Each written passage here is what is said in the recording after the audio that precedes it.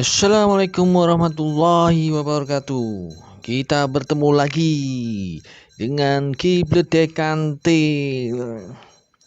Bagaimana kabarnya Sobat Bledek?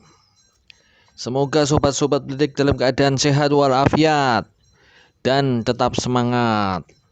Oke, sebelum Kibledek melanjutkan ke pembahasan tentang Brawijaya 5, alangkah baiknya yang belum subscribe ya di subscribe, di like, di komen, dan kalau senang di share.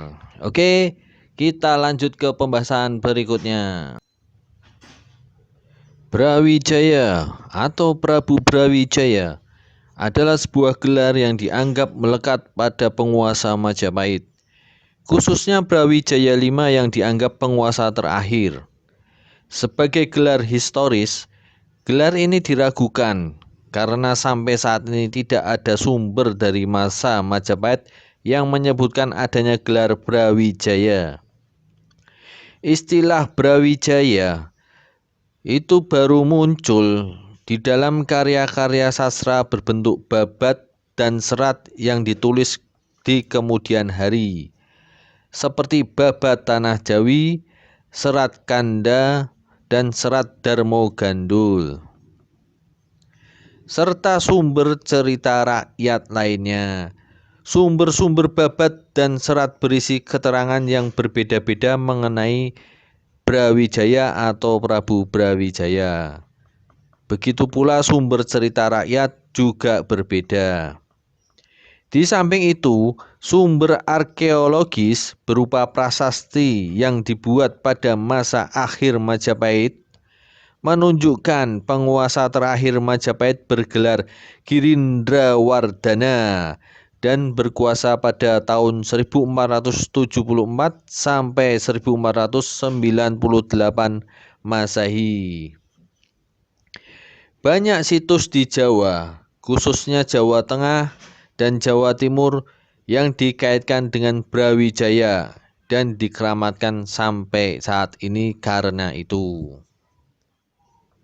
Meski tidak ditemukan di prasasti, gelar Brawijaya ada di dalam berbagai karya sastra Jawa berbentuk babat dan serat. Penyebutannya yang umum dalam karya-karya sastra tersebut adalah Prabu Brawijaya tanpa diikuti angka. Dalam Babat Tanah Jawi terdapat cerita tentang keruntuhan Majapahit.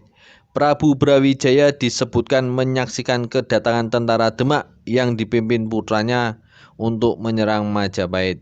Karena itu, Brawijaya dan pengikutnya kemudian meninggalkan keraton. Dalam cerita Purwa Caruban Nagari, Raden Patah sebagai Raja Demak dianggap sebagai putra dari Brawijaya. Dalam Serat Kanda, Brawijaya dan keluarganya mengungsi ke Sangaruh saat Demak menyerang. Mereka kemudian mengungsi ke Bali dan tetap menolak masuk Islam. Dalam Serat Darmo Gandul, Brawijaya dan pengikutnya diceritakan pergi mengungsi, namun ditemukan oleh Sunan Kalijaga saat di Blambangan dan diislamkan di sana. Dalam Serat Centini, Majapahit diceritakan sebagai kerajaan besar saat di bawah pemerintahan Brawijaya V. Dalam jilid 3-nya disebutkan sekitar 101 nama yang dianggap keturunan Brawijaya, seperti Batara Katong yang merupakan julukan Jaka Pitutur alias Raden Arakali yang menjabat Adipati Ponorogo. Mangku di meja dalam Wewahaning Serat Pararaton atau tambahan Serat Pararaton, karyanya mencatat memang cerita-cerita tentang penguasa Majapahit dalam berbagai serat tidak sama satu dengan lainnya. Sebuah serat dari Surakarta yang ia katakan berasal dari istri Hamengkubuwono ke-6 di Jogja berisi daftar penguasa Majapahit.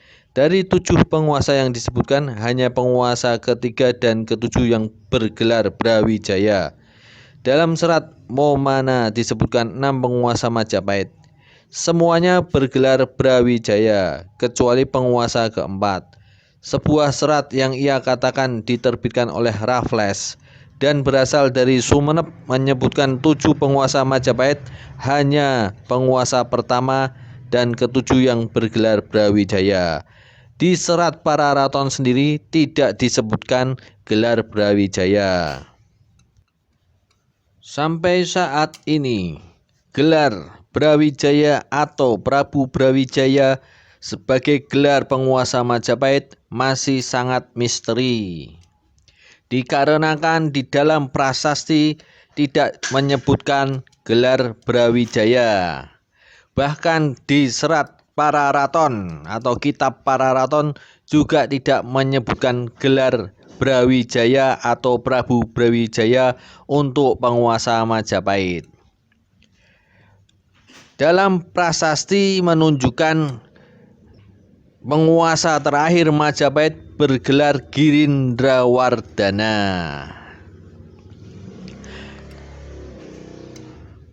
Ya, bagi yang belum subscribe, di subscribe, di like, di komen, dan kalau suka di share. Sampai ketemu di cerita selanjutnya. Wassalamualaikum warahmatullahi wabarakatuh.